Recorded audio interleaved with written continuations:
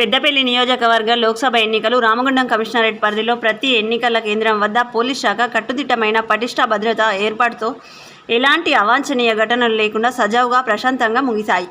ఈవీఎంల భద్రతకై స్ట్రాంగ్ రూమ్ల వద్ద 3 అంచెల పటిష్ట బందోబస్తు భద్రత ఏర్పాటు చేశామని, అలాగే పెద్దపల్లి, రామగుండం, మంథని నియోజకవర్గాల ఈవీఎంలను పన్నూరు, రామగిరి మండలంలోని జేఎన్టీయూ కళాశాలలో, బెల్లంపల్లి, మంచిర్యాల నియోజకవర్గాల ఈవీఎంలను మంచిర్యాల ముల్కలలోని ఐజా ఇంజనీరింగ్ కళాశాల స్ట్రాంగ్ రూమ్లలో భద్రతపరిచినట్లు Ramagundam police commissioner M. Srinivas తెలిపారు. స్థానిక పోలీసులు, సాయుధ దళం, కేంద్ర బలగాల పహార స్ట్రాంగ్ రూమ్ల వద్ద ఉందని, అగ్ని ప్రమాదాలకు, మరే ఇతర ప్రమాదాలకు అవకాశం లేకుండా అధికారులు అగ్నిమాపక పరికరాలు సైతం అందుబాటులో ఉంచినట్లు కమిషనర్ తెలిపారు.